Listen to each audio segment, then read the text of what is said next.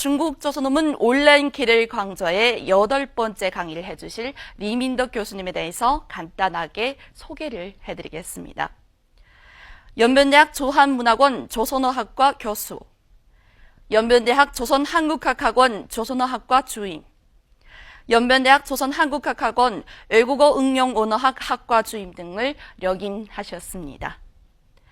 네, 한국어 교수 연구, 한중 역사, 피동문 대비 연구 등 10부의 저서와 조선어 명령 의문문의 형태와 언어 응용 등 50여 편의論문을 집필하셨습니다.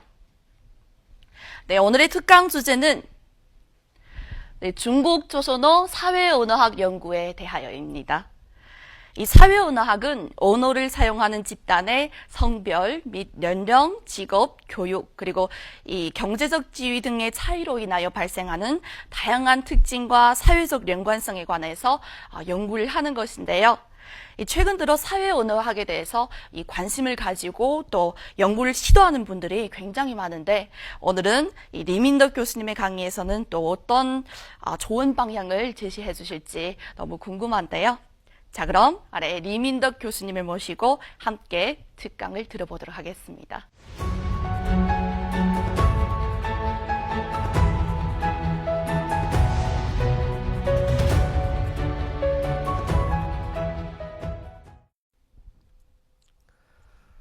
네, 안녕하십니까. 연변대학교 이민덕입니다. 오늘은 이번 온라인 강좌의 마지막 단계에 들어섰습니다. 책임감이 더 막중하고 여러분과 마지막 단계를 아주 원만하게 완수하기 위해서 노력하도록 하겠습니다. 자, 제가 오늘 여러분들하고 같이 공부할 내용은 중국 조선어의 사회학적 연구에 대하여 이런 제목을 가지고 이야기하려고 합니다. 저희 이번 강의 내용 구성에 대해서 이런 몇 가지로 이제 구성됐습니다. 첫 번째는 서론입니다. 서론에서는 사회 언어학의 개념과 연구 대상에 대해서 짚고 넘어가겠습니다. 그리고 두 번째는 연구 현황인데, 이번 강의 내용 가운데서 가장 중심이 되고 많은 비중을 차지하는 부분이라 할 수 있습니다. 특히 여기에 이제 나오는 연구 성과들, 연구 논문들, 여기서는 주요하게 중점적인 이제 논문과 대표적인 논문을 이제 예를 들고 설명하면서 우리 중국에서의 조선 언어학의 주제들이 어떤 주제들을 둘러싸고 연구됐는가, 이걸 중점해서 이제 분석하도록 하겠습니다.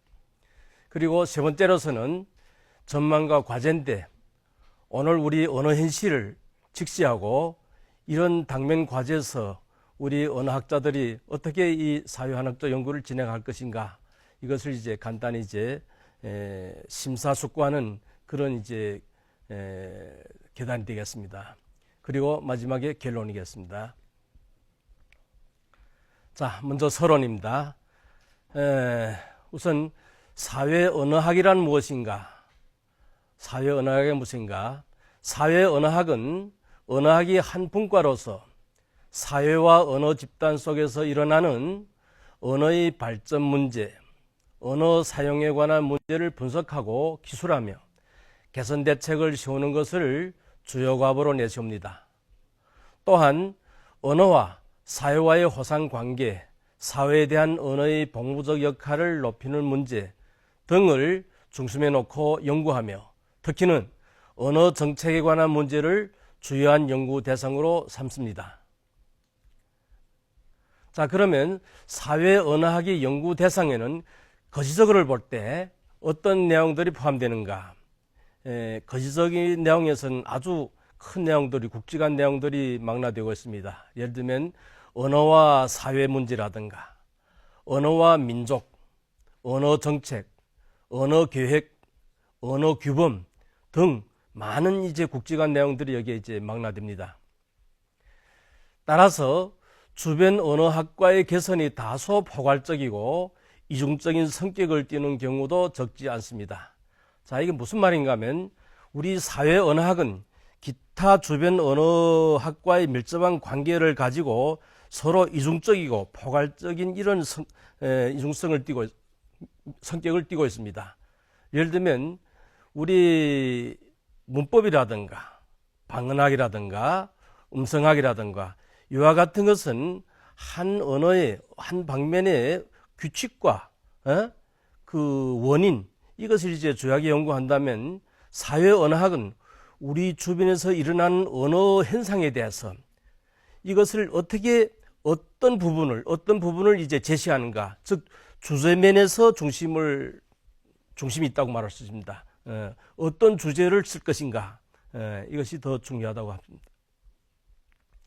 그리고 다른 그 포괄적이란 것은 다른 언어 이제 연구 영역은 우리 사회 언어학에서의 하나의 수단과 방법이 될 수 있습니다.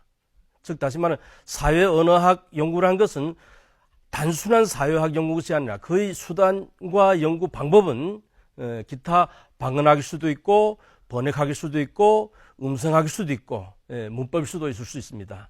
그래서 주변의 그 언어 분과와 포괄적인 이런 이중적인 성격을 띈다고 말할 수 있죠.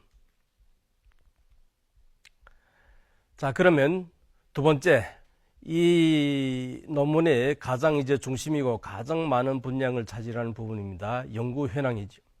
이 연구 현황을 6개 내용에 따라서 분류했는데, 여기에 이제 연구 성과들의 학자들이 있습니다. 전문가와 학자들 썼는데, 물론 이제 어떤 전문가와 학자들은 어느 방면에 치우쳐서 중점적으로 연구한 것도 있고, 어떤 학자들은 이 사회 언어학만 연구한 것이 아니고 기타 다른 것도 연구했기 때문에, 이게 우리 뭐 학사도 아니고 하기 때문에 우리가 여기서 주목할 것은 어떤 이 현황과 연구 현황에서 어떤 주제를 둘러싸고 어떤 내용을 둘러싸고 연구가 이루어졌는가, 동시에 전형적인 논문을 이제 둘러싸고 분석하고 소개하고 평가하는 이런 계단입니다. 자, 우선 잠깐만 먼저 6개인데 짚고 넘어갑시다. 첫 번째는 언어 현실과 변화에 관한 연구이고, 두 번째는 언어 교육과 보급에 관한 연구, 친인척 및 사회적 호칭에 관한 연구, 간판 언어에 관한 연구, 조선족 인명에 관한 연구, 사회 언어학 리론에 관한 연구, 이렇게 6개 내용으로 나눴습니다. 그럼 첫 번째, 언어 현실과 변화에 대한 연구. 이 부분은 주로 두 가지 내용으로 나누어 살펴볼 수 있습니다. 하나는 중국 조선어로서의 고유적 특성과 객관적인 양상 및 발전 법칙에 대하여 기술한 것이고, 다른 하나는 중국이라는 특수한 언어적 환경에서 나타나게 되는 비규범적인 언어적 혼란과 변화에 대하여 지적함과 동시에 개선책에 대하여 논의한 연구입니다. 즉 간단히 말하면 전자는 우리 조선어의 고유적 특성입니다. 어떻게 변화하고 어떤 양상을 보이는 것인가. 그 다음에 하나는, 후자는 이 언어 현상이 어떻게 비교적으로 이루어지고 어떤 혼란을 겪고 있는가, 여기에 대해서 지적하고 동시에 개선책을 제기한 것입니다. 이렇게 갈라볼 수 있습니다. 그럼 먼저 전자의 중국 조선어서의 고유적 특성과 객관적인 양상 및 발전 법칙에 대해서 기술한 것입니다. 자, 여기에 내용들이 많은데 제가 지금 지면이 영향으로 해서 일부만 이제 올렸습니다. 여기에 이제 배는 더 될 겁니다. 원래는 더 다 올렸더라도 괜찮겠는데, 김기종이 개혁개방 후 직접옹기법에 의한 일부 단어의 뜻변화에 대해서 썼습니다. 이민덕이 개혁개방 아래 중국 조선어 형용사 사용에 대한 개량적 고차, 형용사에 대해서 쓴 것입니다. 장흥권이 연변에서 쓰이는 로어 외래어에 대한 사회적 언어학적 고찰, 남일성이 우리 계래의 민족 언어 의식에 대하여, 최경남이 해방 후 직접 옹기법에 의한 일부 단어의 뜻변화, 강원국이 다문화의 시각으로부터 본 중국 조선의 발전 등입니다. 자, 여기서 우선 먼저 우리 강한국 교수님이 다문화 시각으로부터 본 중국 조선의 발전, 이걸 한번 같이 소개하고 분석해 봅시다. 자, 이 논문은 시작은 이렇게 시작됩니다. 서울의 한 총장이 중국에 와가지고 이 학자와 강국 교수와 이야기를 나눈 과정에서 제가 바로 여기 나와 있습니다만 연변 텔레비, 연변 TV의 아나운서의 말투로 두고 이제 화제가 이루어집니다. 즉 한국의 총장님께서 중국의 이제 아나운서의 말씀을 보고 도대체 평양말인가 한국어인가 조선어인가 도저히 이제 구분할 수 없다. 이런 걸 제기합니다. 여기서부터 이제 문제 제기가 시작됩니다.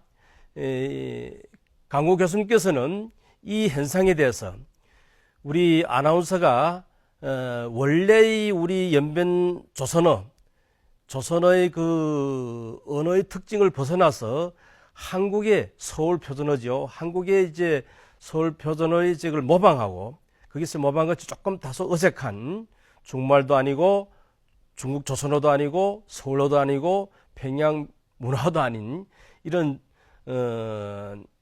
어중간한 이런 저 현상을 보고 이제 여기 대해서 지적한 것이죠.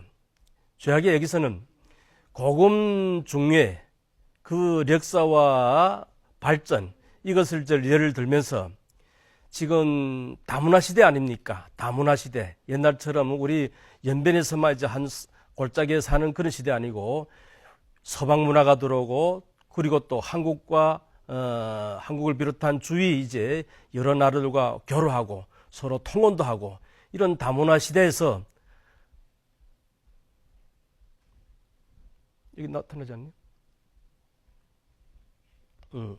이런 다문화 시대에서 중국의 조선어를 어떻게 이제 볼 것인가, 그런 것입니다.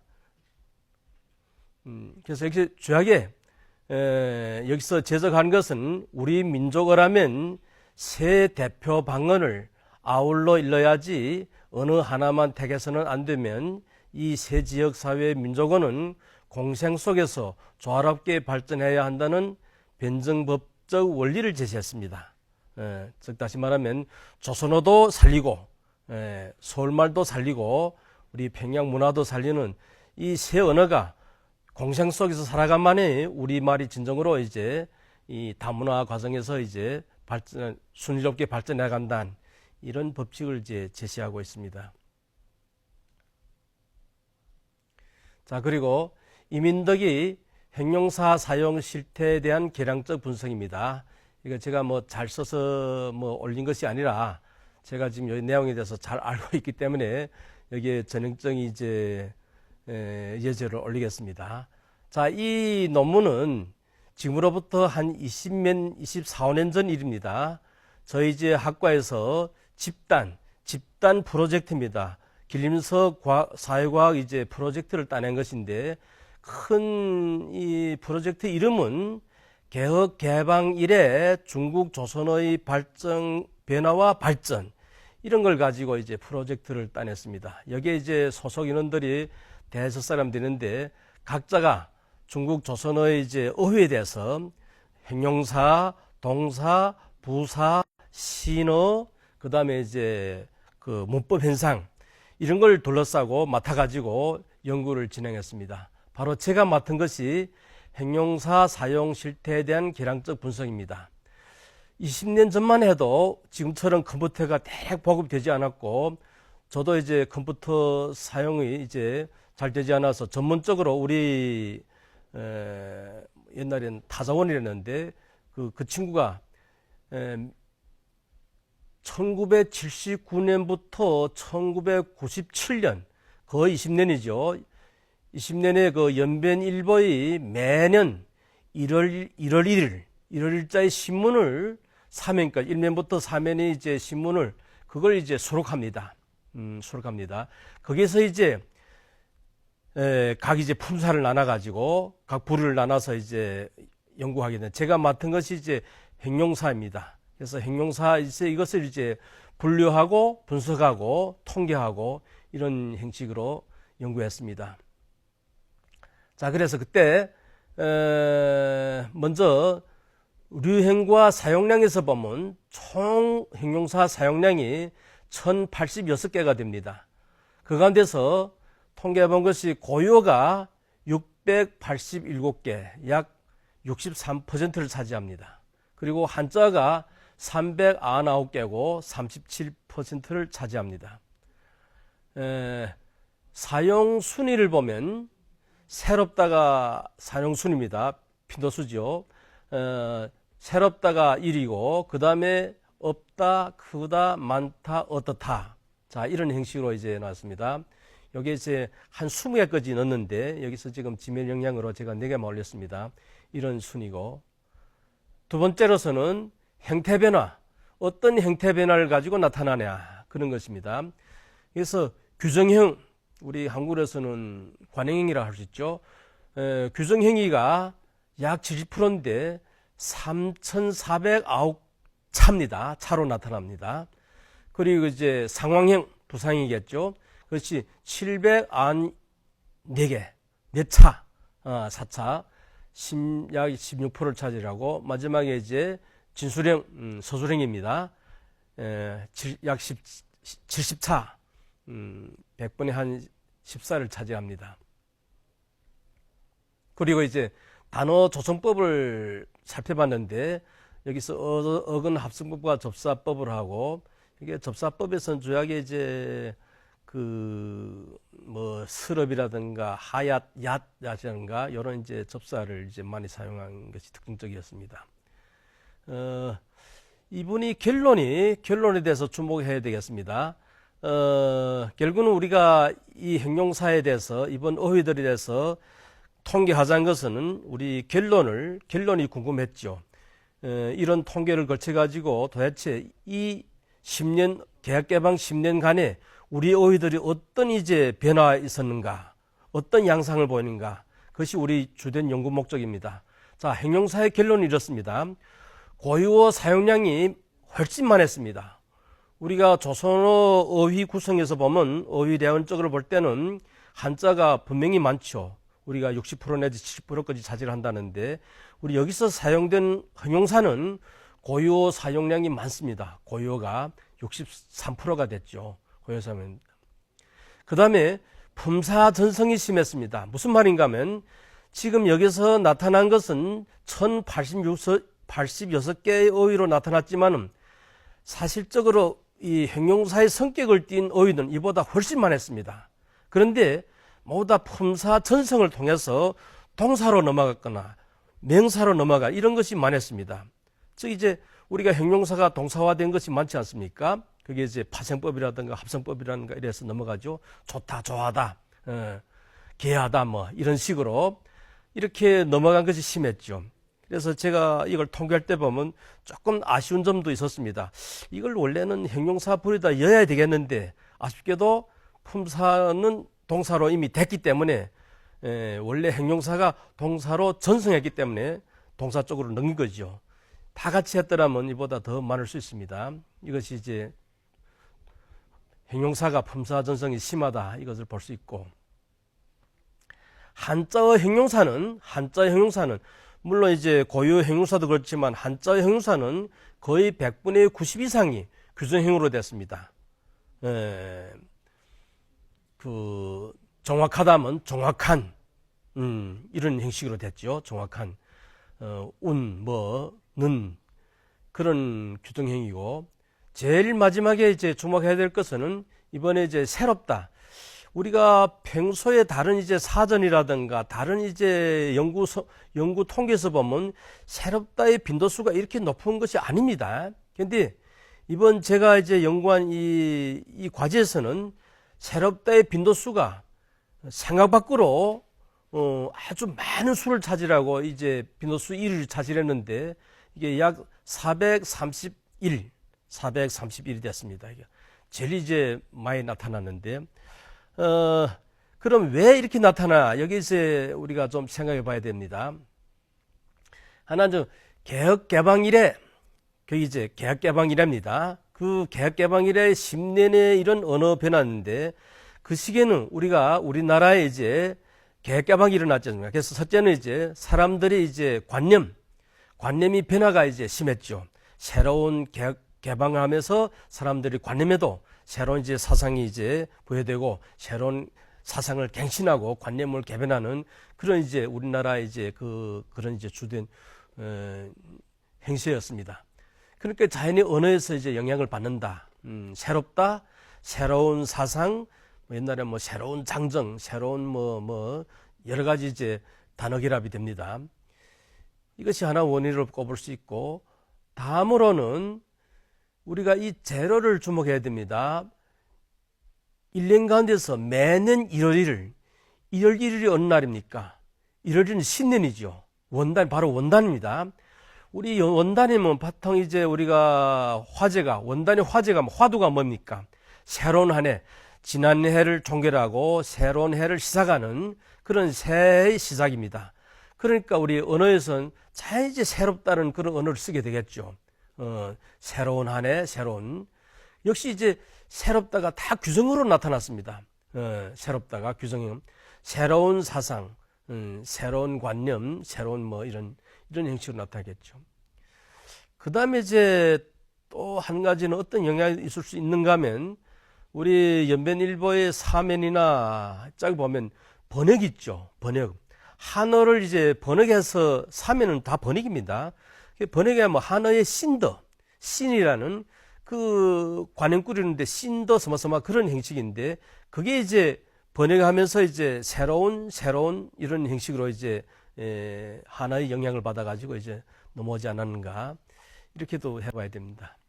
아무튼 이 형용사뿐만 아니라 그때 당시에 이제 개혁개방 이래 우리 중국 조선어의 변화와 발전, 여기서 보면 이렇게 10년간의 언어가 무슨 일적인 변화라기보다 많은 이제 언어에서 빈도수라든가 그 사용 형식이라든가 많은 것이 이제 변화를 일으켰습니다.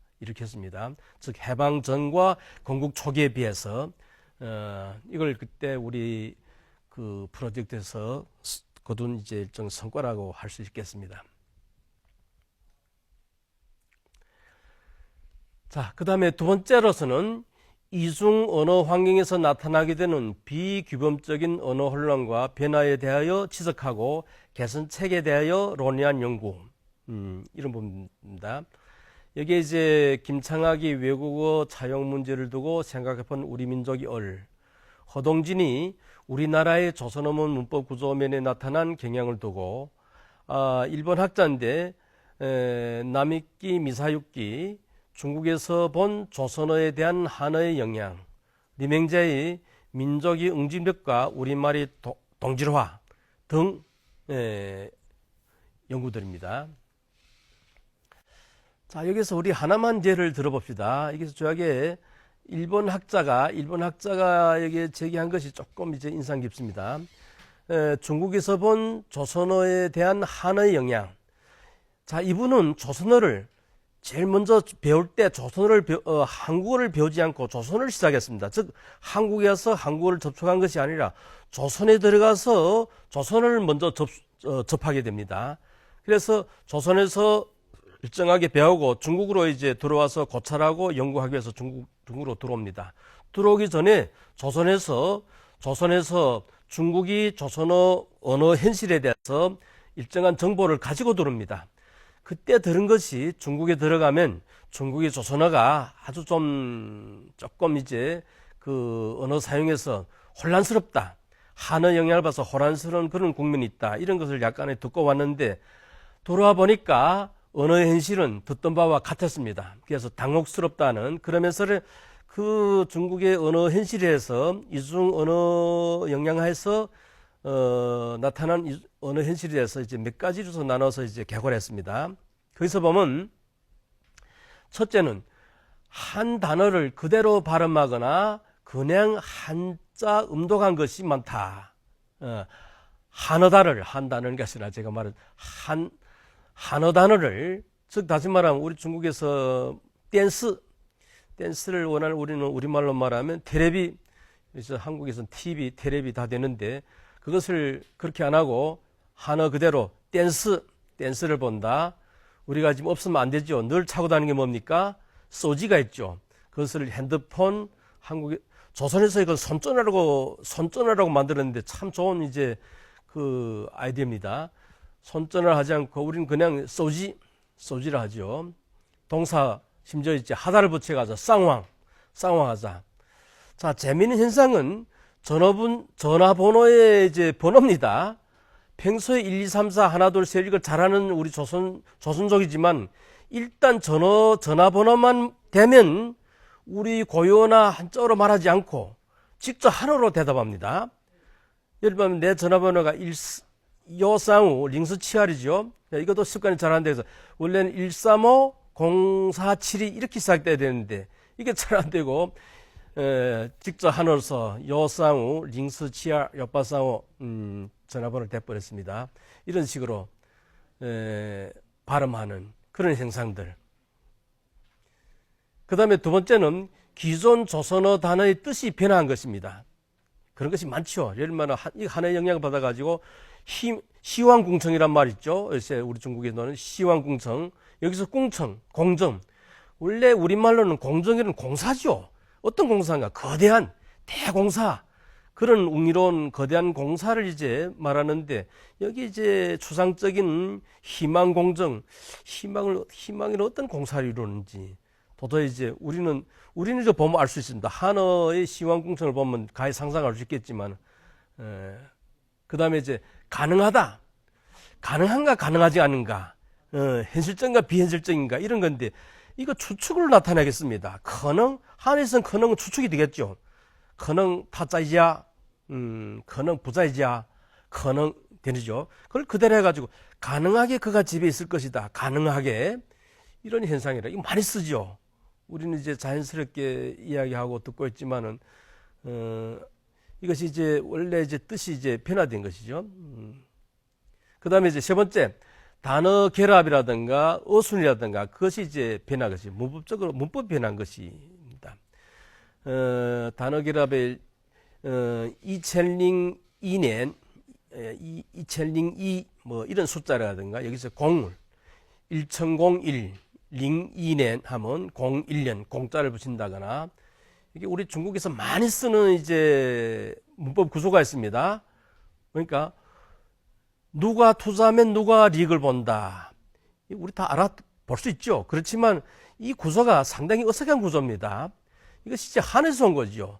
수의 토즈, 수의 덜리, 수의 스머스머, 수의 스머스머 그런 형식이죠.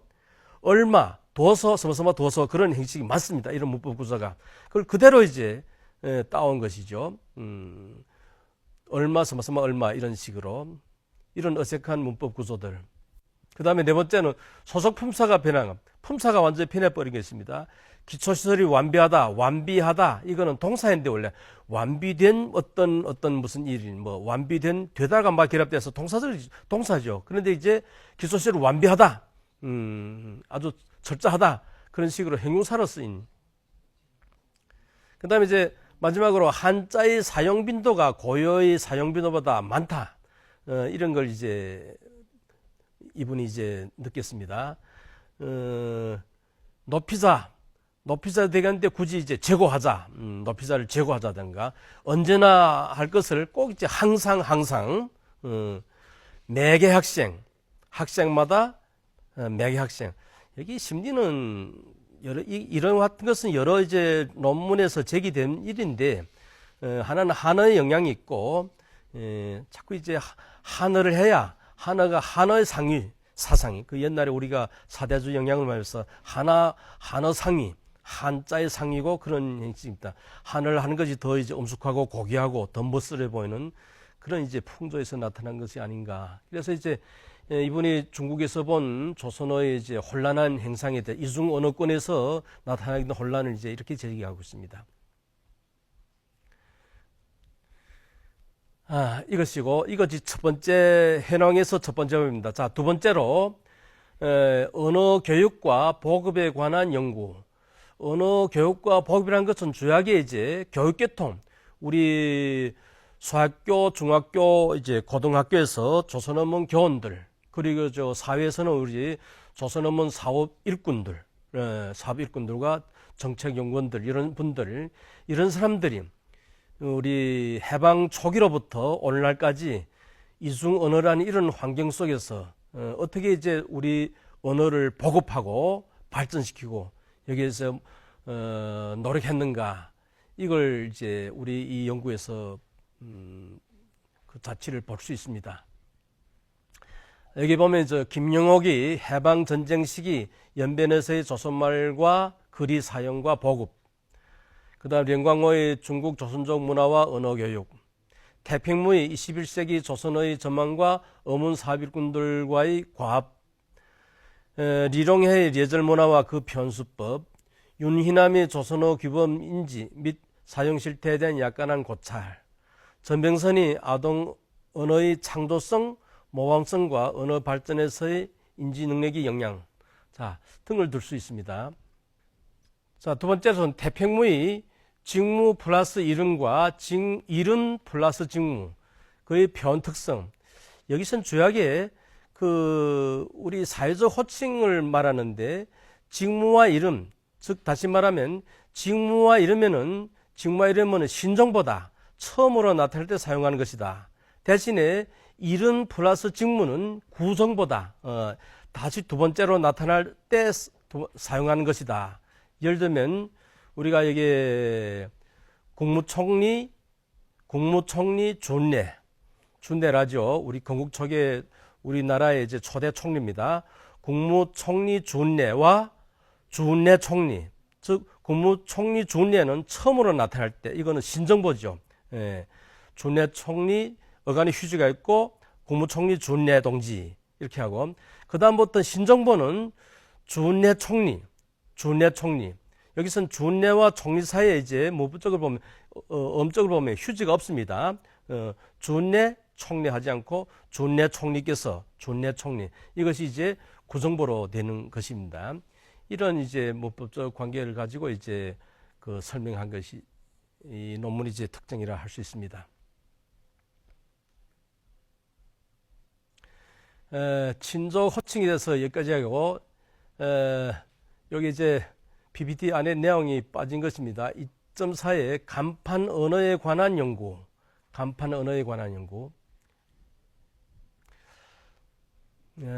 미안합니다.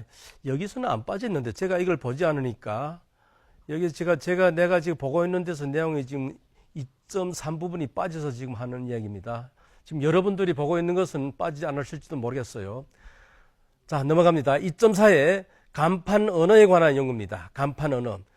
자, 간판 언어는 여기에 간판 언어에 관한 연구가 수가 많지 않습니다. 수가 많지 않을 뿐더러 현실의 간판이라든가 여기에 대한 연구는 적고, 대부분이 계획가방 시기에 일어난 지금부터 한 20-30년 전에 그때 이제 현실을 반영하는 그런 연구들이 있습니다.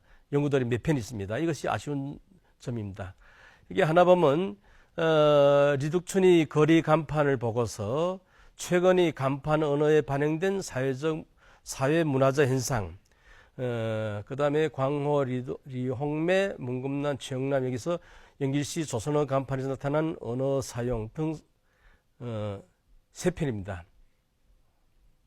이게 류춘 선생이 거리 간판을 보고서 여기서 우선 우리가 계획가 방식의 옛날의 문화대혁명 영향을 받아서 아주 그 좌적인 언어에서도 좌적인 그런 이제 경향성이 있었습니다. 우리 지명을 말하면 뭐 성리마을, 뭐 홍기촌, 뭐 이렇게 하는 것이 옛날에 간판에서도 홍기상점, 홍성식당, 반수식당 그런 따위 아주 단조롭고 메마르고 딱딱하던 그런 표현인데, 개방을 맞으면서 아주 신선한 그런 이제 언어적인 현상이 있었습니다. 뭐 선술집이라든가 샛별 사진관, 그때는 사진관 복장점이 많았습니다. 요새는 그거 다 사라졌지만, 무지개 파마, 도라지 식당 이와 같은, 지금은 아주 신선하다고 말할 수는 없지만 그때 당시에는 아주 이제 참신한 그런 간판이라 할 수 있었습니다. 우선 이걸 이제 이런 간판들을 긍정하면서 비표준적인 그런 이제 간판에 지적하기로 했습니다. 뭐 와창이라든가 연변 와창, 복무, 상점, 복담점. 와창에는 한어죠. 한을 그대로 이제 와창이라고 제기한 것이라든가. 그리고 여기서 아주 품을 들이고 한 것입니다. 조선족 간판에다 조선족 식당, 조선족 하는데 족자를 꼭 붙여야 하는가. 여기서 이제 시비가 붙은 걸 논쟁이 붙었습니다. 여기에서 이제 그걸 썼는데 꼭 조선족 사진관은 조선사진관, 조선식당, 족자를 붙여야 되는가. 왜 한족들은 한족식당, 한족이라 안 하냐. 그러면 이대로 한다면 조선말 사전, 조선족말 사전, 뭐 이렇게 해야 되는가. 조선어를 갖다가 조선족어라 해야 되는가. 이런 이제 그 반대 입장을 말합니다. 즉 다시 말하면 꼭 족자를 붙여야 되는 문제를 두고 여기서 이야기하겠습니다. 그러면서 마지막으로 그 조선족이 얼마 살지도 않은 이제 도나시에서 우리 고유를 잘 살려 쓴 그 리더를 이제 아주 좋게 평가하고 있죠. 보미 식당, 이것은 충의스당입니다. 요 충의를 어떻게 번역했는가 하면, 물론 이제 한에서 나온 게죠. 춘자를 우리 고유를 살려가지고 이를 의도 되고 속격을 만들면서리 그런 이제 교묘하게 속격도 되고 뜻도 임이라는 그것을 이제 교묘하게 이제 우리 조사에다 응용한 그런 이제 시례를 든 것이 있습니다. 그리고 한 가지 최근에 간판에 발행된 사회 문화적 현상, 여기서 먼저 앞부분에서는 그 간판들이 언어적 의미다, 문화적 고찰인데 어떤 의미에서 나타나는가, 즉 신분을 나타내. 신분이라면 그때 당시에는 국가적 신분이나 그 고잉인가, 따지틴가, 집체인가, 그 다음 갠인가, 거기 이제 신분을 나타내는 것이 있고, 자기 이름을 쓴 것도 있고, 그 다음에 자기 선호도에 따라서 붙인 이름도 있고, 뭐 여러 가지 이름도 있습니다. 그런데 여기서 우리 지적한 것은 가장 주목할 것은 한자를 쓰면 중국 한족과 조선족 간판에서 한자를 쓰면서 서로 다른 양상을 보이는 이 점에 대해서 지적하고 있습니다. 예를 들면 한족들은 부귀와 인격을 나타내는 인, 연, 이, 덕, 귀, 복, 부 혹은 발, 파차의 발 등 글자를 선호하는 반면에 조선족은 자연 풍문을 의미하는 화라든가 물수, 내천, 나무수, 샘물, 천, 백 등 글자를 선호한다. 이걸 이제 통계냈습니다. 예를 들면 상점을 할 때 한족들은 부유상점, 그렇다면 조선족들은 삼꽃식당이라든가 한족들이 신용자전거 수리부, 그러니까 우리 조선족들은 공선화식당, 덕리시계 수리부, 그것은 우리 조선족들 동해식당. 여기서 이제 우리 조선족들은 산수, 자연을 이제 숭배하고 자연을 이제 따르는 그런 이제 그 한자에서 그런 선호도를 이제 보이는 게 있고, 그 다음에 또 우리 존족과 한족의 이제 간판에서 나타나는 구별을 뭐 한 것입니다. 지명이라든 인매라든 그걸 보면 역사가 어떻게 반영된가. 즉 우리 조선족이 우리 조선의 그 유명한 이제 산수 금강산, 우리 노래에 아주 조선족의 정서를 담아 있는 아리랑, 백두산, 무슨 금강산 이런 이름이 있는 방면에 우리 중국에서는 뭐 도화원이라든가 이런 걸 많이 쓴다. 그 중국의 역사와 문화가 서로 이제 조선과 다른 것이 이제 간판에 반영되지 않았는가. 이게 이 논문에서 이제 제기된 것입니다. 이 부분 연구에서 이제 가장 이제 아쉬운 점은 이 세 개의 연구가 있는데 모두 우리나라 이제 아까 말했지만 개혁 개방 초기 언어 실태에 대해서 연구한 것이고, 오늘날의 혼란스러운 이 현실을 반영한 논문들이 나오지 않았다. 이것이 가장 이제 아쉬운 점이라고 할 수 있습니다. 자, 그리고 다섯 번째 부분이 되겠습니다. 조선족 인명에 관한 연구. 조선족 인명에 관한 연구는 이제 리민덕이 우리말 인명의 행태적 분석, 김용이 조선족 여성 인명에서의 순자에 대하여, 리봉림 백압소의 해방 후 할빈지구 조선족 인명과 그 이질화 경향에 대한 고찰, 마영미 인명에 대한 사회문화적 고찰 등을 이제 들 수 있습니다. 역시 이제 제가 익숙한 저 연구에 대해서 소개하겠습니다. 우리말 인명이 행태적 분석. 제일 서론에서 사회 언어학이란 무엇인가 개념을 말할 때 주변이 이제 학과에 서로 이중성을 띠고 서로 포괄성을 띈다, 그런 이야기를 했죠. 바로 이것입니다. 이 논문에서는 이 논문의 주제는 분명히 이제 사회 인명에 대한 연구니까 사회 언어학 연구의 범위에 속한다고 할 수 있습니다. 그렇지만 이 연구의 논문 방식이나 방법은 행태적 분석입니다. 즉 언어학에 속하죠. 이런 걸 두고 우리가 사회 언어학은 주제와 방식에서 서로 주변 학과와 서로 이제 겹치고 서로 포괄적인 그런 성질을 가지고 있다, 이걸 할 수 있습니다. 즉 다시 말하면 우리말 인명이 행태적 분석은 사실 우리 문법에서 행태론 문법에서도 이제 사용할 수 있겠지만은 주제면에서는 우리 사회 언어학에서 한 부류로 범위에 이제 포괄 시킬 수도 있다, 이 얘기입니다. 인명에 대해 얘기하자면 우선 우리 이걸 꼭 알아야 됩니다. 우리 민족은 이름, 인명에 대해서 아주 신성시합니다. 인명에 대해서 아주 문화적 상징성을 띠고 있습니다. 그렇죠. 이것이 다른 민족과 다른 것입니다. 즉 이름을 함부로 높은 사람일수록 이름을 함부로 부르지 못하고 이름을 부를 때 아주 엄숙하게, 존경할수록 이름을 엄숙하게 불러야 되죠. 그래서 이름이 무엇입니까? 이렇게 해도 안 됩니다. 즉 존경하는 사람 한자를 써야 되죠. 성함, 함자가 무엇입니까?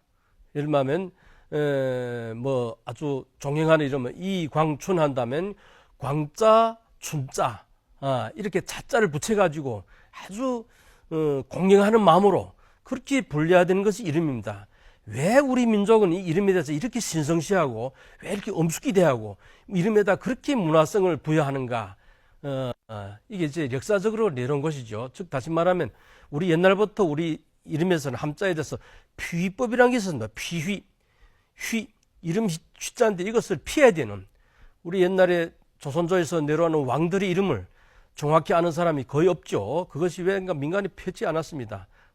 세종실록을 보기만 하면 그 이름자에 대해서 가려있거나 마음대로 함부로 부르지 못하거나 일부러 왕의 이름을 알지 못하도록 어려운 한자, 옥편에도 없는 그 한자를 획이 많은 그런 이제 글자를 만들어서 지었다거나 등등, 이와 같은 이름을 함부로 부르지 못하고 이름을 함부로 볼 수도 없고, 이런 것이 우리 민족의 이름에 부과된 문화적 성격입니다. 그렇기 때문에 이름을 어떻게 짓는가 하는 것은 아주 중요하죠, 옛날부터. 그래서 문자가 없는 우리 민족은 옛날부터, 문자가 물론 없었으니까 문자가 없는 민족이가 우리 서민들은 어떻게 짓는가?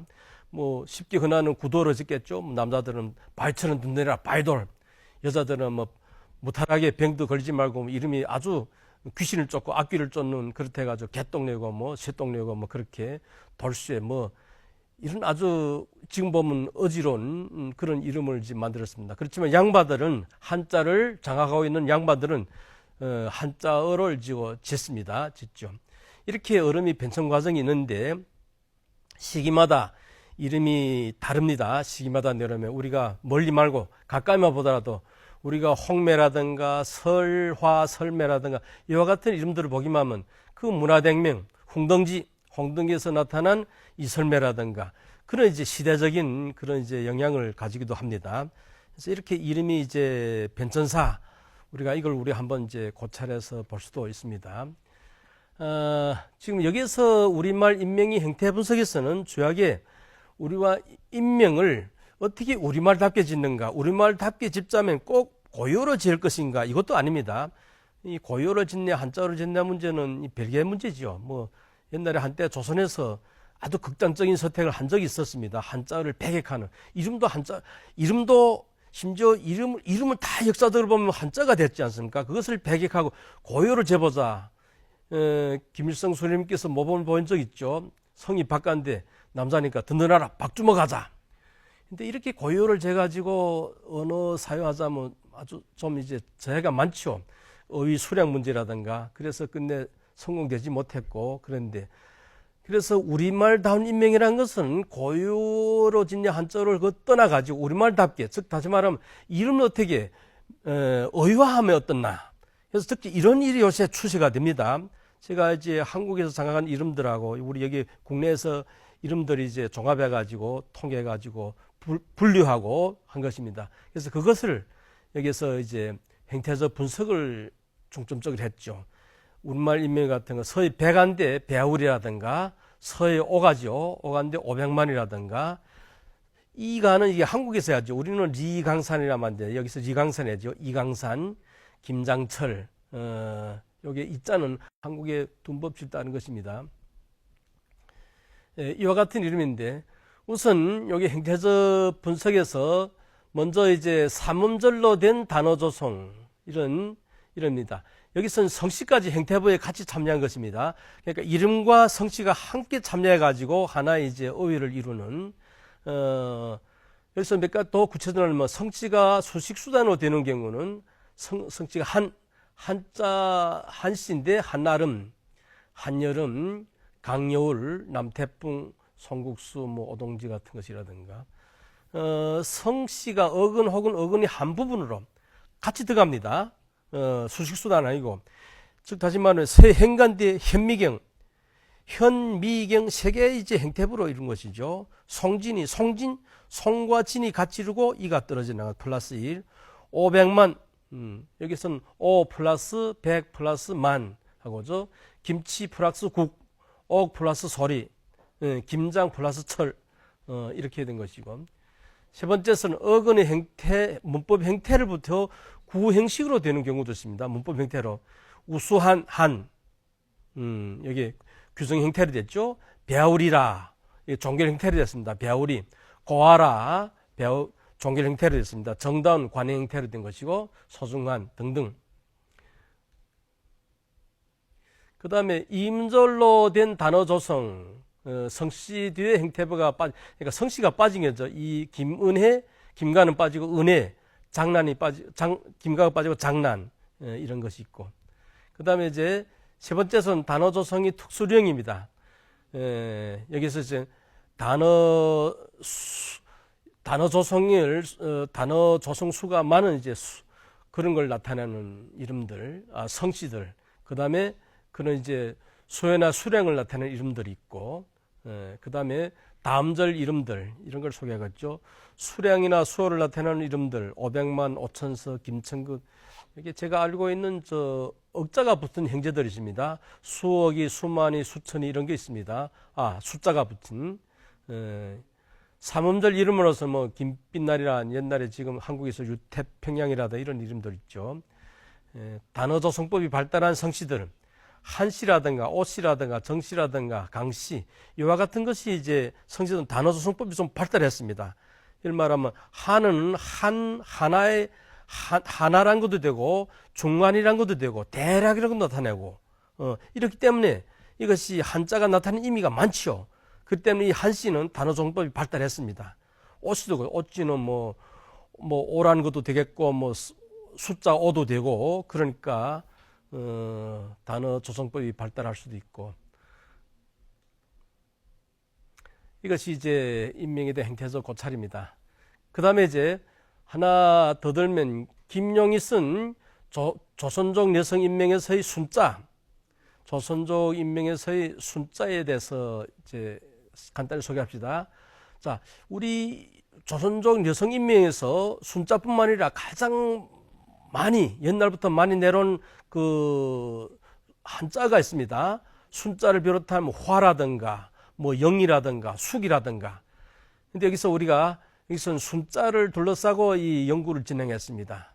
저기 먼저 이 순자란 거는 우리 조선족 여성들이 우리 지조 때 들어온 유교 사상이 유교 사상이죠. 남존여비. 여자는 남자에게 순종해야 된다. 즉 삼종지도라는 게 있지 않습니까? 태어나서는 아버지를 따르고 시집 가서는 남편을 따르고 그 다음에 이제 남편이 죽은 다음에 아들을 따르는 그 삼종지도가 있습니다. 그러니까 순종한다. 딸을 순자죠.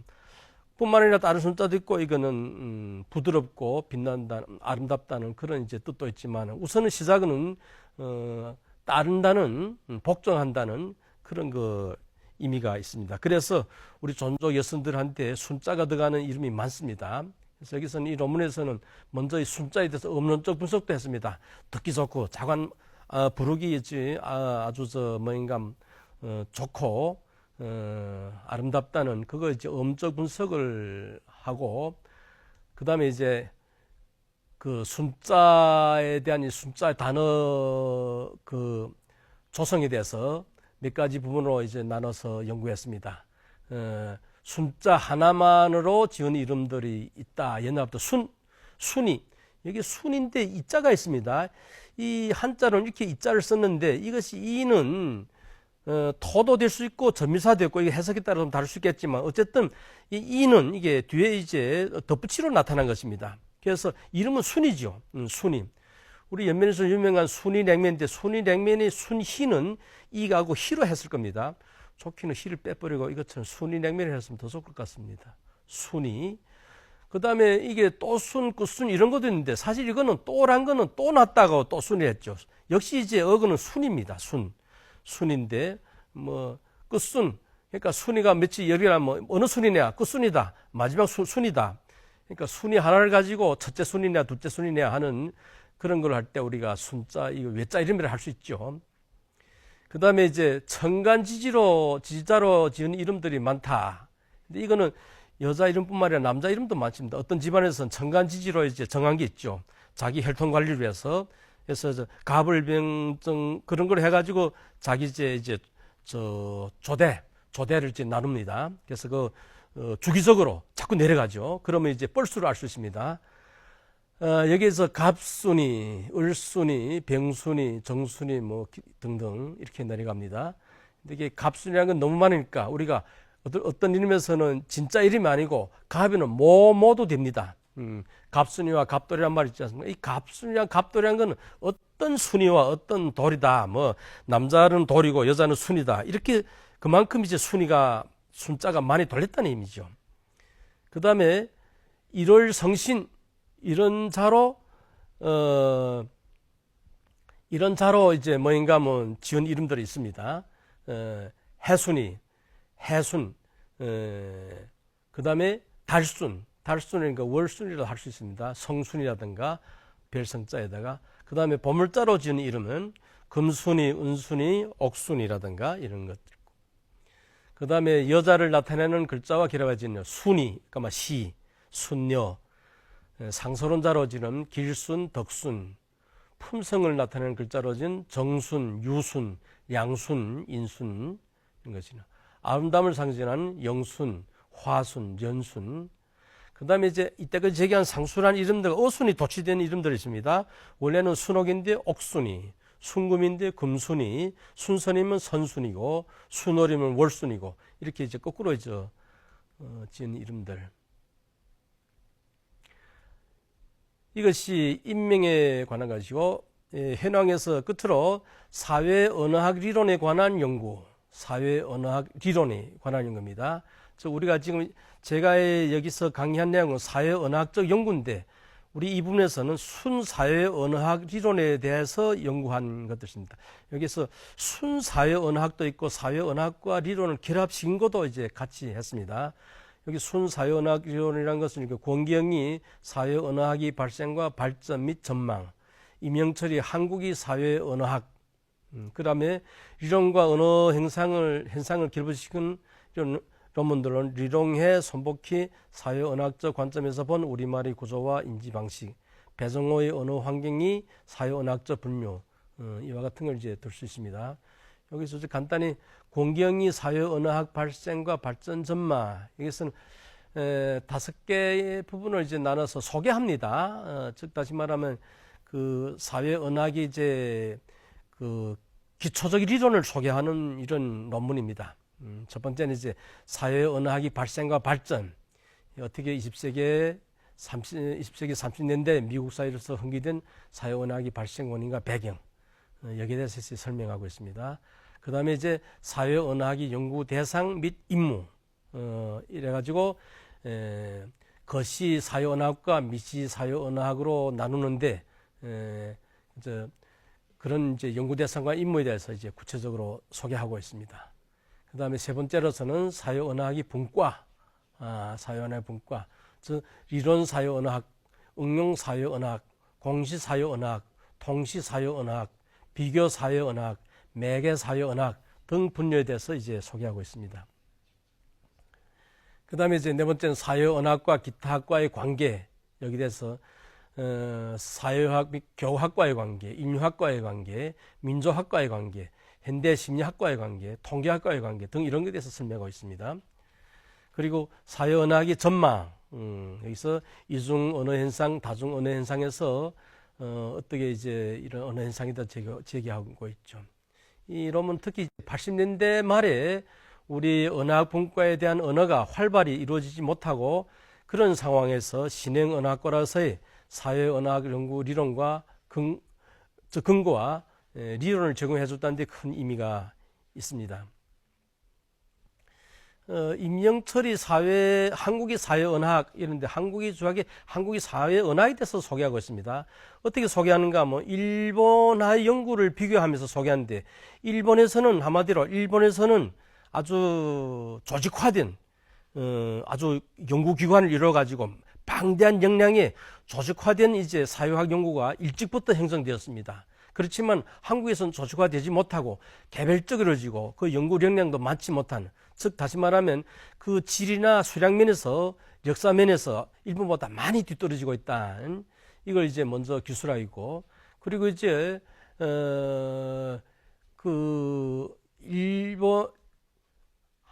한국 사회 언어학의 전망에 대해서 몇 가지 이제 방면을 제언을 하고 있습니다. 첫 번째는 남북이 분단된 국면에서 쌍방의 학자들은 언어 통일을 위하여 공동으로 대규모의 언어 조사를 실시하고 각각의 언어 실태를 면밀히 파악해야 된다. 이런 걸 제기하고, 그 다음에 일본의 경험을 본받아서 국제적인 비교와는 대비 언어학 연구를 추진시켜야 한다. 그 다음에 이제 500만 제외 한국인, 조선족과 고려인 조선 다 이제 뭐 유지와 그런 이제 모아가지고 연구를 진행해야 된다. 이런 걸 이제 제기하고 있습니다. 이까지 이 논문의 이제 가장 이제 중점 부분인 이제 연구 현황에 대해서 이제 살펴봤습니다. 소개하고 평가하고 이런 계기가 됐습니다. 마지막 부분이 되는데 조선어 사회학이 이제 과제와 전망. 이 과제와 전망에서는 주하게 우리 언어 현실을 이제 정확히 직시하고 여기에 이제 충실을 둬야 된다는 사회 언어 현실을 이제 두고 주하게 제기하고 있습니다. 앞에서도 말하겠지만은 여기서 제가 주하게 지적하자는 것은 간판 언어에 대한 연구에서 우리가 계획과 방식의 몇 개 논문을 지적했습니다. 그리고 그 외에 오늘날 이제 혼란스러운 이제 언어 현실에 대해서 연구하고 분석하고 여기 제기한 사람들이 없었습니다. 즉 다시 말하면 이 현실을 외면한 우리 연구가 사회 언어학 연구가 오늘날의 현실을 외면하고 있다. 제가 이렇게 지금 판단을 내리고 있습니다. 그래서 그럼 오늘날 현실에서 우리 사회학 언어학 연구가 어떤 데 주요하게 이제 중심을 돌려야 되겠는가? 여기서 지금 우리 같이 이제 심사숙고하고 한번 개선책에 대해서 한번 생각해 보도록 합시다. 중점은 간판 언어에 대한데 단순히 이제 간판 언어가 아닙니다. 간판 언어를 비롯한 단순히 간판 것이 아니라 여기에 포함된 것은 간판을 비롯하는 상표, 광고문, 그 다음에 뭐 공중 안내문이라든가 도로 표시, 심지어 선정구호나 문구, 이렇게 사회 전반 복지와 관계되는 서사들이 막 됩니다. 여기서 말하는 서사입니다. 우리가 간판은 분명히 서사죠. 우리가 중국의 혼란스러운 언어 현상에서 구도들도 많습니다. 그렇지만 앞에서 그 혼란스러운 구도에 대한 제기가 많았죠. 우리 지금 여기에서는 주하게 이제 간판을 비롯한 이런 언어 서사들을 말하는 것인데, 한마디로 오늘날의 언어 현실은 눈뜨고 팔아볼 수 없는 그런 이제 참담한 현실이라고 할 수 있습니다. 그래서 제가 이제 먼저 간단히 몇 개 제가 사진 자료를 이제 좀 두서없이 몇 개만 모집해 봤습니다. 뭐 많이 요새 앉으면 화제가 이제 떠오를 겁니다. 요새 간판들이 우습고 엉터리 없는 그런 간판들이 있다면 장성 두부 넷집, 여기 앞에 창성이죠. 이건 떡푸노 아닙니까? 떡푸노를 두부 뇌라고 했죠. 두부 뇌. 제가 한국어를 가르칠 때 중학생들이 떼노를 어떻게 했습니까? 우리 컴퓨터를 전자뇌를 했습니다. 전자두뇌 이렇게 하는 사람들이 있었죠. 중락 소빵, 여기 소하고 빵, 소빵. 샹바로, 향바로. 로뉴, 슐리브랜드 로뉴로 뉴를 이제 고요를 만들었습니다. 로소로 했다거나. 메뉴, 여기 요리 메뉴가 있습니다. 따고가 있죠. 따고를 봅시다. 따고를 어떻게 했습니까? 따니까 싸움이겠죠. 꺼를 케이크를 했습니다. 꺼니까 케이크. 싸움 케이크. 싸움에 어디 또 이게 반점도 찍고, 싸움 케이크. 그 다음에, 여기 뭡니까? 이제 비빔국수 아닙니까? 비빔국수인데, 한스반 렁면이죠. 한국어는 감기와 혼합. 무슨 얘기인지 모르겠습니다. 한스는 아마 한국어를 했겠죠. 잘못 봤는지. 감기와 혼합, 추우면 아마 하면 감기가 걸릴 수 있다. 이런 논리인지 모르겠습니다. 빠니까 혼합이고. 팔황과, 팔조. 사진 찍고 지금 사진 찍고 있습니다. 그러니까 촬영이겠죠. 아주 멋있게 기발하게 했습니다. 촬영 오이라든가. 하이센탕. 개와 조개들이 파티. 이건 아주 멋있는 우아한 이름인데 이걸 어떻게 이거 문장이 됐습니다. 지츠 터진 당나귀 터지다 짜. 숭아단은 아프리카 오리알이 했죠. 숭아단 모충한테 담아내기. 요건 연변의 그 방언입니다. 담아내기 일본말 담아내기. 티에반 빠자위 철판에 희생된 낙지. 파이황금 여기서는 또 파이를 얻어맞다 했습니다. 아까는 촬영 오일이었는데 얻어맞은 오이. 라초 유위 스고판판 맵다 돌솔 비빔밥 재계약을 못한다. 이게 무슨 얘기? 재계약을 못한다.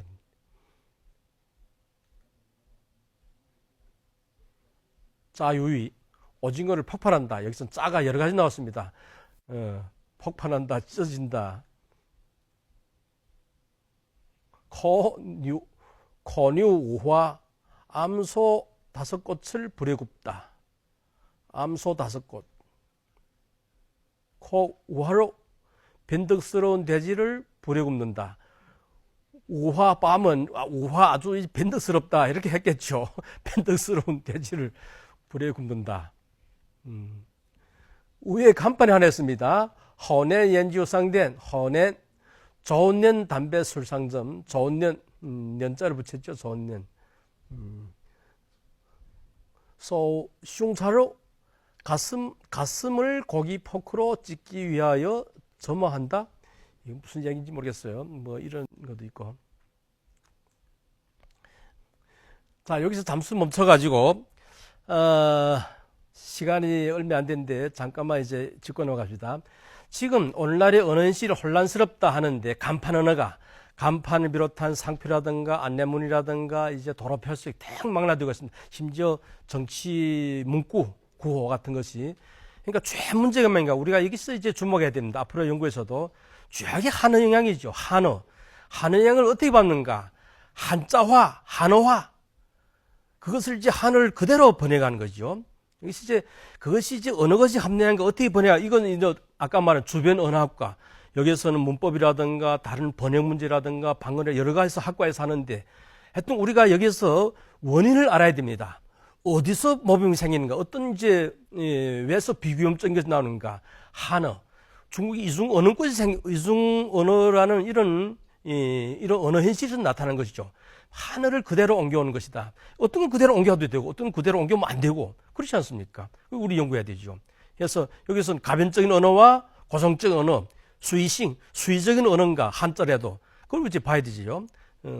무슨 따사란 것도 이제 따사란 거는 그 뭐인가 뭐 고성된 언어 아닙니까? 앞에는 무슨 찔롱 같은 거는 수의적이죠. 그런 거는 뭐 암캐해도 됩니다. 근데 뭐 따사를 대하를 이렇게 하면 안 되겠죠. 이제 간단히 말하면 이런 한자가 있는데 한자 문제를 이제 금방 몇 가지 문제를 했지만은 재밌는 것은 한자를 잘못 직접 그저 음력으로 옮겨오고 그대로 번역하고 그런 게 있어 틀린 것도 있겠지만은 거꾸로 된 것입니다. 원래는 조선어인데 한어가 됐고 다시 이제 조선어로 넘어가는 이런 현상들은 무사합니다. 이걸 우리가 똑바로 봐야 되죠. 아까 따고를 뭐랬어? 그 쌈 케이크라고 한 것은 이게 무슨 말입니까? 따고는 원래 따고가 만시 중국 음식이라면 몰라도 만시 따고가 중심시다. 그러면 따고 중국 음식을 우리말로 쌈 케이크 하면 맞지는 않지만은 그래도 얼마쯤 걔도 이해는 가겠죠. 응? 아니 그 재미있는 언어다. 그런데 이 따고가 중국 음식입니까? 따고는 우리 음식이 아닙니까? 분명히 우리 음식이고 이름이 있습니다. 이름이 있죠. 뭡니까? 찰떡이 아니면 인절미죠. 찰떡하고는 인절미가 되겠는데 그것이 한어에서 따고로 넘어갔죠. 그 넘어간 따고 한자를 다시 우리말에 원래 찰떡이 있음에도 불구하고 다시 넘어오는 것이죠. 제가 옛날에 어느 호텔에 가서 간판을 모르고 봤다가 면을 봤는데 물두부라는 간판을 봤습니다. 물두부는 뭐겠습니까? 수이토fu 아닙니까? 수이토fu가 어디서 왔습니까? 이 수이토fu는 원래 우리 음식입니다. 초두부 아닙니까? 우리 연변에서는 초두부를 하죠. 한국의 순두부 아닙니까? 초두부, 순두부를 한어에서 수이토fu로 했죠. 그 한어로 넘어간 수이토fu를 다시 우리말로 다시 번역해가지고 물두부란 만들었단 말입니다. 물두부란 만들. 이런 이제 현상들이 나타난 거죠. 그 다음에 이제 좀 고요로 쓰라고 노력하는 것이 이제 생억지가 된 것이 있습니다. 이제 우리가 연변에서 다 알고 있죠. 가장 흔하게 쓰는 양로초알 있지 않습니까? 꿰다. 이거 이역을 했습니다. 그 이역한 건 좋은데 이도는 좋습니다. 그것을 뭡니까? 꿰. 얼마 이름 부르기도 바쁘고 음적으로도 꿰. 글자는 간단해 좋겠지만 꿰인데 우리말이 분명히 꽃이라는 게 있는데도 불구하고 꼭 이제 꿰 만들어 가든가. 그 다음에 이제 한자와 고요를 섞었을 때 서로 혼란스러운 게 있습니다. 이제 소빵 문제라든가 소와 빵, 소와 한자와 한자가 결합되고 고요가 결합된 것이 원칙인데 서로 혼란스럽게 막 결합되는 이래서 틀린 것이라든가 이런 것도 있고 그 다음에 이제 어떤 것은 이제 근데 옛날에 그런 게 있습니다. 도나에서 빨참부란 말이 있습니다. 빨참부가 뭔지 아십니까? 빨참부 대략 들으면 짐작할 것입니다. 콰의 참부입니다. 콰의 참부인데 이 한자를 어떻게 고요를 만들어 보자고 콰에는 빠르다의 어근을 빠르다의 그래서 어근을 만들고 그다음 차는 한자를 만들고 그래서 빨참부라는 그런 이제 우습도 못한 이런 것 나온 것도 이와 같은 실례집니다. 여기 이제 제가 요 부분을 더 보충해만 아까 지명도 이런 게 있습니다. 제가 잘 아는 배초구인데 배초구는 원래 사실 배초구는 똑똑하지 않지만 배치란 사람이 먼저 개척해서 배치가 됐다 이런 설도 있습니다. 하여튼 배초구라는 이 이름은 조선어가 먼저 된 것입니다. 그것을 한자와 한어를 번역하면서 빠이가 됐습니다. 빠이차고. 근데 재미있는 것은 요체 왕청의 배초구를 가면 원래 배초구가 아니고 다시 한어를 아까 초두부, 수이도부, 그 다음에 물두부 이렇게 옮겨가 똑같은 뜻입니다. 배초구가 됐죠. 이와 같은 현상이라든가. 그래서 우리가 이 주목할 때 우리가 앞으로 연구하면 이 등급을 좀 봐야 되겠습니다. 심한 것이나 심한 것이 아닌가, 어느 정도 심하냐. 그러니까 아주 어떤 거는 대수 심한 게 있고 어떤 건 좀 괜찮은 거 그 정도로 봐줄 수 있는 게 있고 있습니다. 그래서 그런 거는 실력이 안 돼서 된 게 있고 어떤 건 태도가 안 된 것이 있죠. 제일 마지막에 요거 하이터 치처 슐리브라 했는데 어떻게 번역도 아닙니다. 어떻게 썼는가 하면 제가 직접 봅니다. 제가 원래 사진 찍으러 갔는데 이미 없어졌을 때다. 너무 심하니까 누가 없애야 되겠죠. 뼈, 이거는 우리말의 글자는 글자인데 문자죠. 근데 쓰지도 않은 문자를 어디서 누가 올려놨는지 이런 걸 올린 한심한 것도 있습니다. 그래서 예를 말하면 초심을 잃다 이와 같은 것은 이건 또 고급적인 이제 그런 거라 할 수 있죠. 그래서 앞으로 우리 사회 언어학적 연구가 이런 언어 현실에 이제 직시하고 이 방면에 대해서 많은 연구가 진행하겠다 이 말씀 드리면서 오늘 이제 저희 이제 강의를 끝마치겠습니다.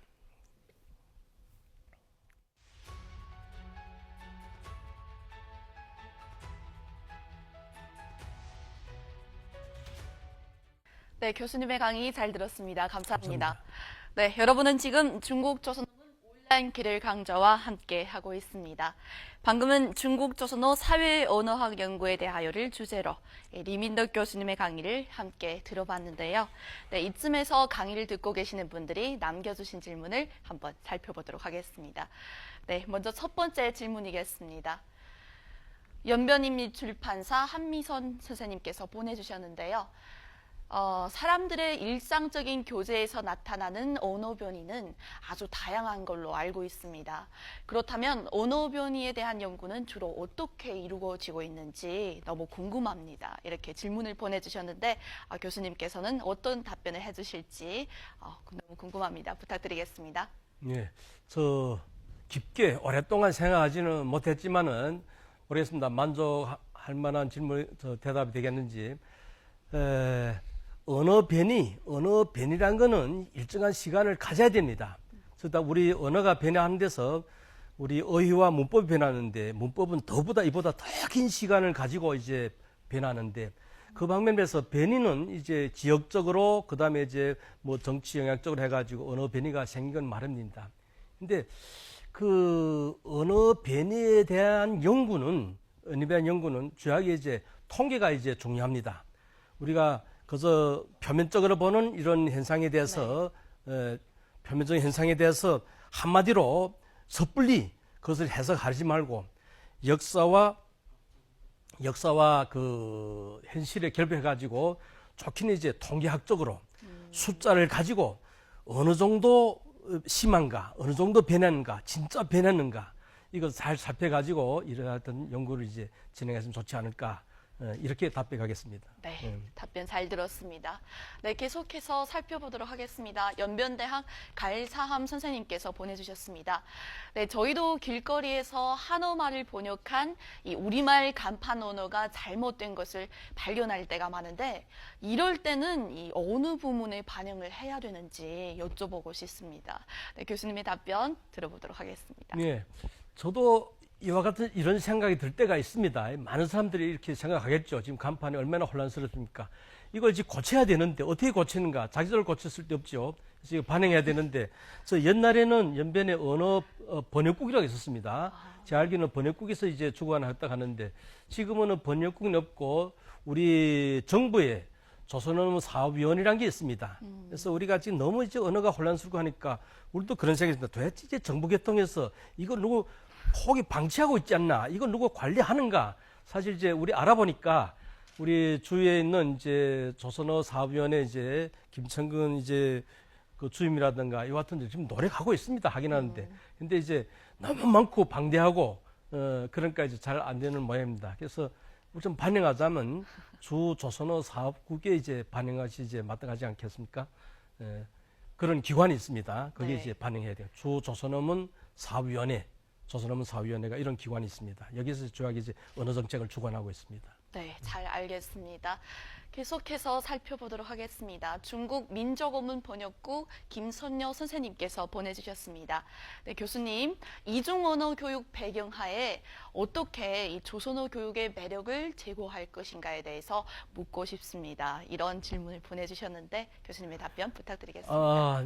내용은 짧아 보이지만 대답하기 참 이제 난감하네요. 왜 그런가 하면 하나는 우리 객관적으로 이중 언어 교육 배경이랬죠. 우리가 얼마나 이제 우리 한국이나 조선이 아니고 이중 언어라는 이런 거인데, 그리고 또 지금 정책적으로 우리 옛날보다 조선어가 거기 곽강을 받는 그것도 아닌 것 같습니다. 그래서 이런 방면에서 어떻게 매력을 지고서 걸친가?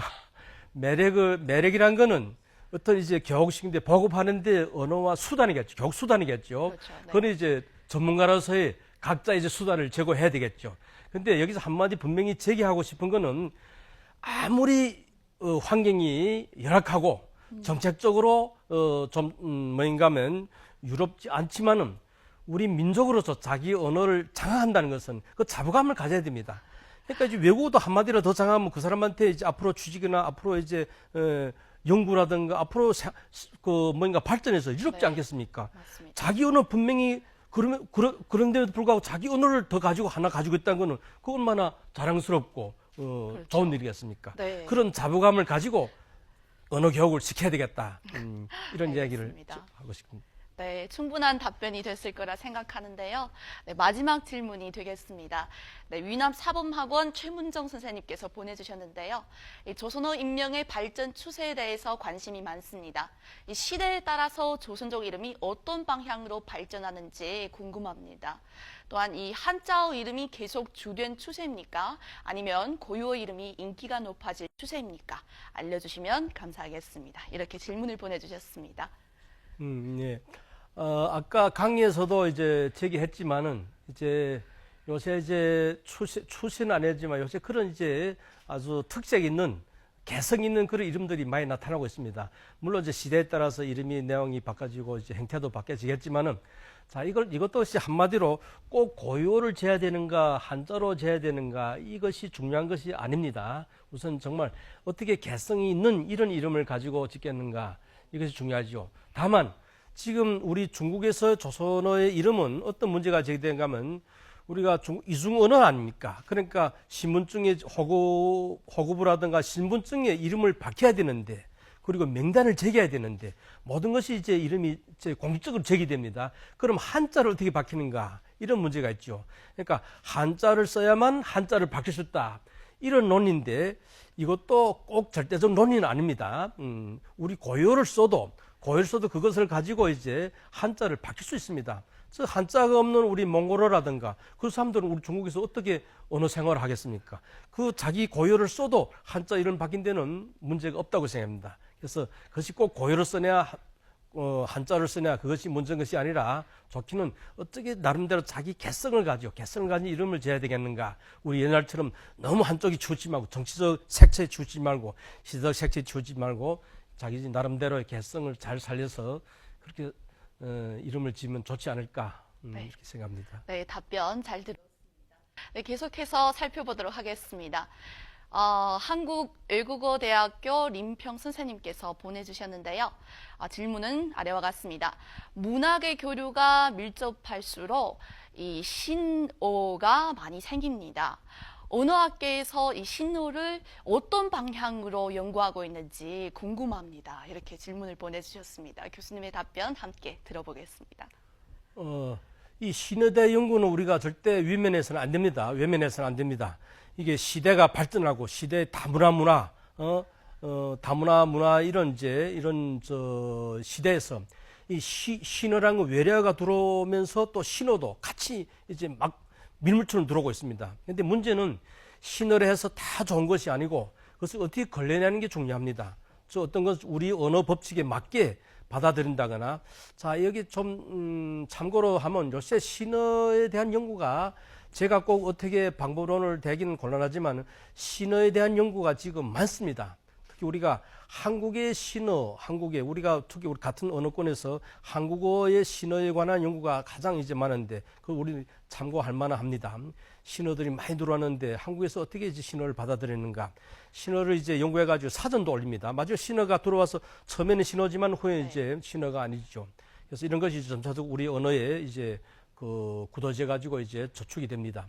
그래서 뿐만 아니라 우리 중국에서 살기 때문에 우리 중국에서 신어를 어떻게 받아들이는가 이것도 어떻게 참고를 해가지고 아무튼 우리 신어에 대한 연구가 지금 활발하게 이루어지는 것만 사실입니다. 그래서 이와 같은 연구 성과가 많기 때문에 기존의 연구 성과들을 많이 이제 참고해가지고 신어에 대한 연구를 특히 신어에 대한 연구를 외면하지 않고 우리가 이 방면에 과감히 연구를 활발하게 진행했으면 좋겠습니다. 네, 교수님의 답변 잘 들었습니다. 네, 정말 오늘 섬세한 부분까지 잘 살펴주셨는데요. 고맙습니다. 오늘 감사합니다. 감사합니다.